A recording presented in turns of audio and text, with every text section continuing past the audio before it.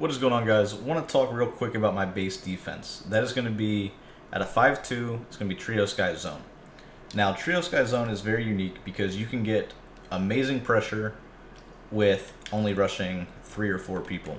So you'll see right here, we're going to go ahead and rush 3 people. We're going to rush the linebacker, the D end, and the D tackle. We're then going to stand in this gap. Now, by doing this, what should happen is we should get either the defensive end, the defensive tackle coming free on the left. Now it is a 3-man rush, so if they block anybody, they do anything kind of crazy with shading or slide protecting, typically you're not going to get anybody free. But as you just saw, 3-man rush, we got the D end to come flying off the edge. That's huge because most people in this game like to send 5 routes out once they see that 5-2 alignment. So I'm going to go into instant replay really quick just to show you. You see we got the 5-2 or 5-3 alignment where we're faking like we're going to blitz 7. What this does is this forces people to send everybody out on routes. They know that they're going to have a really hard time just blocking it as is if we send 7. So most people at this point are mixing and sending out just 5 routes and quickly dotting you, or at least, making it difficult for your user to play everything at a plays like this, verticals. Now, you'll see, just like this, if that DN comes in free, if they're not throwing to the flats, it's a sack, period. So now, I have the ability, I have 2 seam flats, so I can shade down into hard flats, I can shade up into cloud flats, or I can leave the match with the seam flats, and your opponent is basically screwed. I mean, to be honest, you got a 3-man rush, you can't quick throw a drag because you have the spy right over the middle of the field. Basically, they're forced to block. Now, once you force them into blocking, that's when 5-2 really becomes dominant because they're not able to really block it. That's what, like I said, makes 5-2 so special. So, to show you one more time. Crash up. Zone out the coverage how you see fit. So, you'll see just like this. Staying in the gap. Now, if they don't send them out, he fell down. But you see that the loop was there. The DN came flying in the first time. The second time, you get this really smooth loop by the defensive tackle, and that's because of the rush angle by the linebacker. So you see how he kind of loops in, and basically nobody touches him. A lot of the time, he'll come in and he'll kind of get stuck by like a force field almost. Here, he trips over his own feet, or 70s feet, but essentially he's coming in free. That's a sack 100 out of 100 times. And we have, what is that, 8 people in coverage? I mean, a 3-man rush with a spy, so that way you aren't going to just be able to quick throw a drag or sprint immediately out of the pocket. It's a really good blitz, essentially. Now, the key to this is if you wanted to send this from the right, you can. So, like, for instance, here I want to go to cover 2, right? I want to just send the stock 4-man rush or 3-man rush from the right. You're going to crash up, blitz the linebacker on the right, and then you want to zone out these guys on the left. Now, I don't personally do this setup a ton. You see how the linebacker's blitzing directly down? You don't really want that. But if you flip the play at a cover 2 and you blitz them, this, for whatever reason, works significantly better. Can't really explain it. Flipped, non-flipped really dictates who comes free out of 5-2. But just to show you what I'm talking about, you'll see we'll do this right here. If they send out 5 routes, you got this time the loop coming free on the right.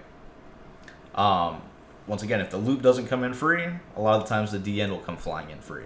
So that is basically just my stock rush. I love to send 3 to 4 people and force them into blocking. Once you get them into blocking, the running back, the tight end, it really eliminates the routes that they can put out on the field. It allows you to blitz more people. Now, just to go into the blitz 7. So, when you want to blitz 7, you can obviously use the same plays. I actually like to come out in this play flash blitz, and let me explain why. So with flash blitz, you're going to go ahead, come out in bunch. We're going to max protect anyway, but where you're going to base a line, you're going to grab this safety, right? So this guy, if you baseline right away, he doesn't really move. So you'll grab this safety, you'll crash up, pinch your linebackers, and the loop by that linebacker over there on the right-hand side just does really glitchy things for me, personally. I also like to take this guy and put him into a spy, and then stand into the gap. Now, if they send out, 5 people, obviously, they're basically screwed. They're getting 2 people coming in free. If they don't, so here you see we got this, blitz everybody. If they block the running back, we'll start with blocking the running back, right? If they block the running back, the DN and the linebacker are coming in free. If they block everybody,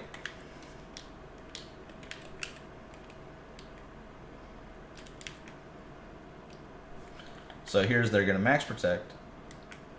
You'll see a lot of the times you'll get the loop, you get the guy screaming through that right A gap, and then you also periodically will get the tight end to glitch out where this defensive end will come in free. It's weird. Like, you see how that loop came in very smooth on the left hand side, and then you also have the running back that has to pick up the middle linebacker. For whatever reason on this play, the rush angle by that middle linebacker on the right, with him looping like that, it doesn't let the end come in free very often. But a lot of the times you'll get essentially the linebacker right here to come in free. You'll get this linebacker to come in free, and then you'll also get the loop. And at that point, the tight end's occupied already. So you're essentially trying to block up to 3 people with just the running back. That's not going to happen. So I'm going to run it one more time for you. See, very easy setup. I mean, you're blitzing a shit ton of people. But, if you wanted to, you could put hard flats, cloud flats out there. I mean, you could mix up your coverage however you see fit, right? I mean, you could get really adjusty with it.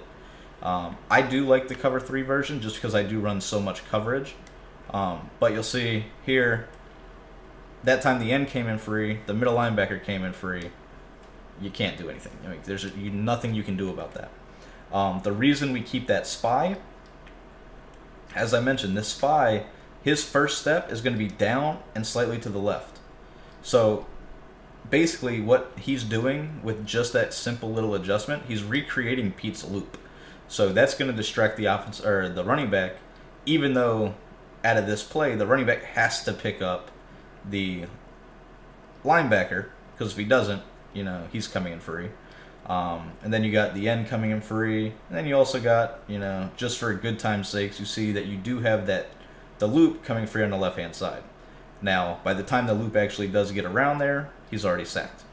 But like I said, you got 4 people that can come in free, and then if they do anything crazy like slide protect or anything like that, it's basically all the way downhill for them. But like I said, boom, 3 people coming in free against max protect. Good game, right? And it's really just that play, just that linebacker blitzing on the right. By him blitzing that kind of goofy way on the right, it frees up the linebacker to shoot the A gap. And then you have the loop and the end coming in free. I mean, your one running back's not going to pick up 3 players, right? So that's what I'm saying. Blitzing 7, this version of Blitzing 7 is 10 times better than the meta. And I say meta loosely because most people are still running 3-3-5. But most people that are blitzing 7 have no idea how to get this type of pressure consistently. They're just blitzing 7 and hoping to glitch out the tight end, which doesn't always work. But when you can glitch out the tight end and the running back and you still have the loop coming in free, I mean, you have to throw the ball ASAP. Basically, they have to throw the drag. If they don't throw the drag, they have to throw the flats. So it really becomes that chess match, right? So, 3 people coming in free, GG's. Hope you guys enjoyed the video. Like I said, I wanted to focus primarily on, the differences that I'm running, different things that's not already on the website. Recapped a little bit. Like I said, I mentioned Pete's loop that he does. You can do it if you don't want to put your guy into a spy. Personally, I feel like the spy does it for you. This flash blitz play gets silly pressure, even better than anything else. It does require different adjustments than you're used to at, say, the Cover 2, but I personally feel the pressure is better. And that's it. It's my take on 5.2. Hope you guys enjoy.